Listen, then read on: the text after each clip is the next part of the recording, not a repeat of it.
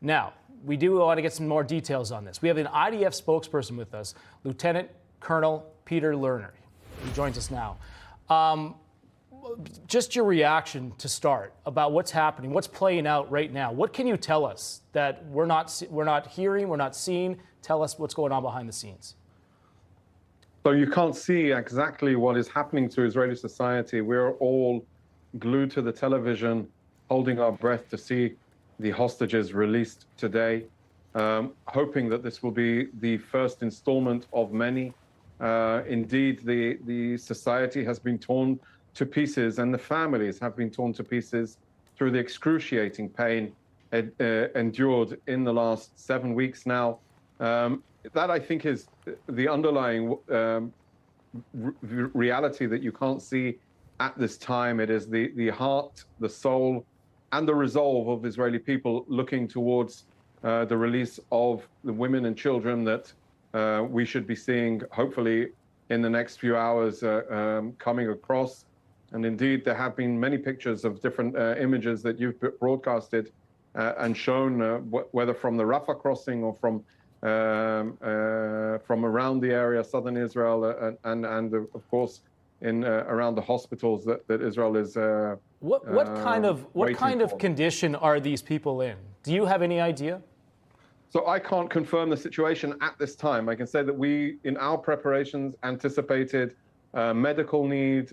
So we will have medical forces on call, adjacent and facilitating. We will have support teams as well for other issues as psychological and that may have developed over the last 7 weeks for these people.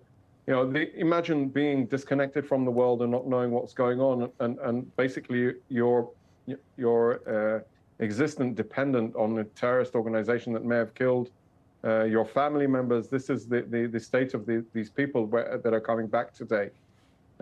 So we've utilized so we'll be facilitating transportation, medical support, emotional support, and then handing it off to the Israeli medical authorities in the hospitals in the heart of Israel.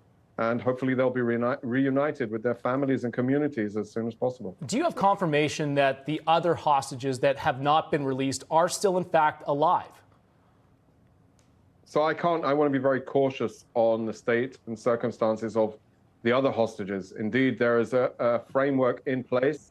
It is moving forward, and every day we will see exactly what we will be enduring. From our perspective, the IDF is maintaining its defensive capabilities. It's on the ground in northern Gaza, defensive lines, to enforce our operational pause in anticipation for potential attacks. On one hand, but also for the readiness in order to mobilize and re-engage the enemy once this framework is completed. Our defense minister stated earlier today that the war will continue. We expect it to continue, and that is what we are planning for. Lieutenant Colonel, just one quick question. So the rest of the hostages released really depends on if the ceasefire continues. Is it going to continue on Israel's side? Absolutely.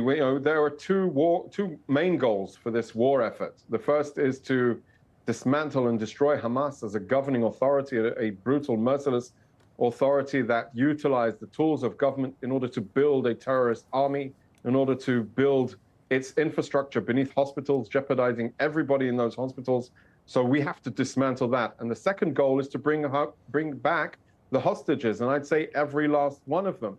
That is our goal. So this pause, this operational pause, this humanitarian pause serves our goal effort, our war efforts, and we intend in maximizing that and bringing home as many people as possible. Of course, the war effort will continue, and our government has instructed us to be prepared for whatever develops in the coming days. We have to look very cautiously at how every day passes, and indeed, from our perspective, we will continue to hold fire in order to bring home the hostages.